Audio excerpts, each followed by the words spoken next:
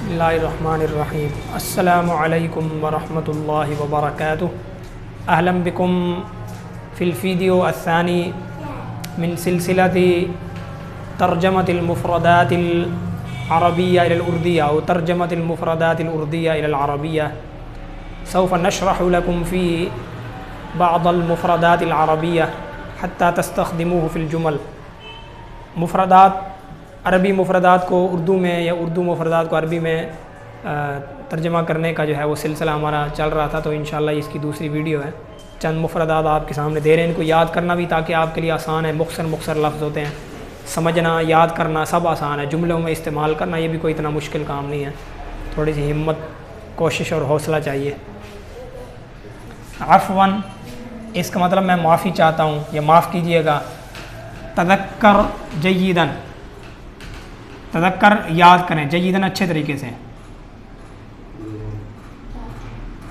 اچھے طریقے سے یاد کریں۔ تذکر جیداً اچھے طریقے سے یاد کریں۔ الذاکرہ، الذاکرہ اس کا مطلب حافظہ، انسان کی جو قوت حافظہ ہے اس کو الذاکرہ کہتے ہیں۔ خانتنی الذاکرہ، یہ بھی حوار میں لفظ آیا تھا۔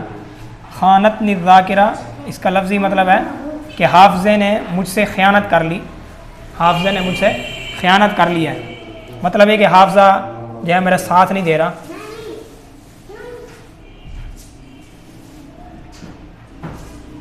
حافظہ مجھے دھوکہ دے رہا ہے۔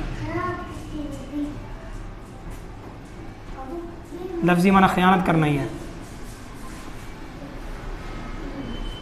حق کا رأسہ، ایک ہی لفظ ہے، اس کو میں نے دو طریقے سے لکھ دیا۔ حق کا اس کا معنی کھجانا، خارش کرنا۔ حق کا رأسہ، حق کا اس شخص نے اپنے سر کو کھجایا،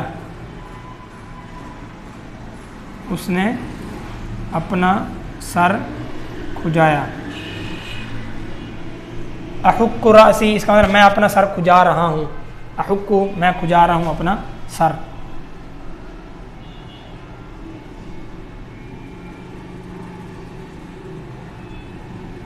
اس طرح اسے مختلف جملے جو ہے آپ بنا سکتے ہیں، جیسے وہاں پر آتا ہے لِأَحُكَّ رَأْسِي، لام کا معنی تاکہ، پھر اس نے کاف کے اوپر زبر آ گئی، لِأَحُكَّ رَأْسِي تاکہ میں اپنا سر کھجاؤں، اس کی بھی میرے پاس فرصت نہیں۔ حکا، اسی سے ایک لفظ نکلتا ہے حکا، آخر میں لکھ دوں میرے خیال میں، حکا۔ حکا یا حکو اس کا یہ فعل ہے، یہ ورب ہے، اس کا معنی خارش کرنا، کھجانا۔ حکا یہ مطلب اس سے ایک نون بنے گا، حکا اس کا معنی خارش، اس کا معنی صرف خارش ہے، خارش کرنا نہیں، خارش۔ وہ ایک حدیث پاک ہے، اس میں وہ صحابی کے بارے میں کہ وہ بھی حکا، ان کو خارش ہو رہی تھی تو ان کے لیے کوئی وہ علاج، پھر کوئی تجویز کیا گیا، ان کے لیے رخصت تجویز کی گئی تھی۔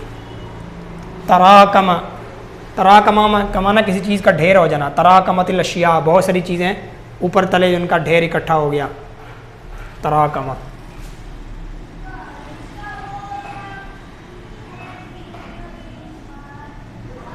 ڈھیر کا اکٹھا ہونا، کوئی بھی چیز اس کے بعد آ سکتی ہے۔ تراکمت الاشیاء، تراکمت الاعمال، جیسے وہاں پر آیا تھا کہ مختلف کاموں کا ڈھیر اکٹھا ہو گیا۔ الجوال اس کا معنی موبائل،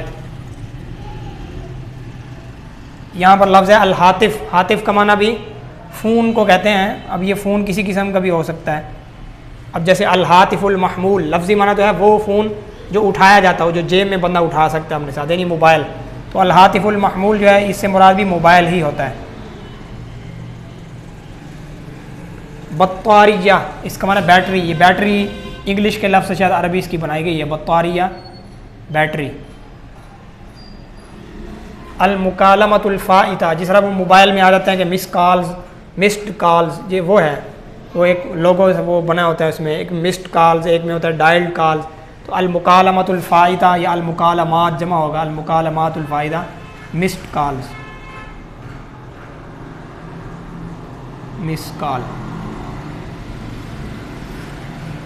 باقی یہ کہ اگر کسی کو کہنا ہو کہ مجھے مس کال کرے تو فعل اس کے لیے آپ نے یہ استعمال کرنا ہے کہ اشعرنی برنہ، رنہ، رنہ یا رنو، رنہ اس کا معنی موبائل کی گھنٹی ہوتی ہے۔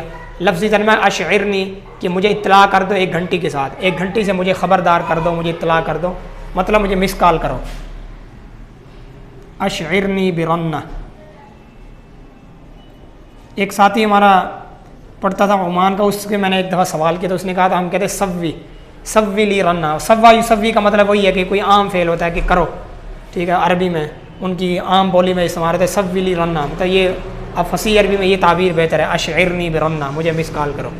انقطاع الاتصال، اتصال کا مطلب رابطہ ہے، انقطاع میں منقطع ہو گیا، رابطہ کٹ گیا، رابطہ منقطع ہو گیا، جیسے موبائل میں کبھی سگنل نہیں آتے تو رابطہ کٹ جاتا ہے۔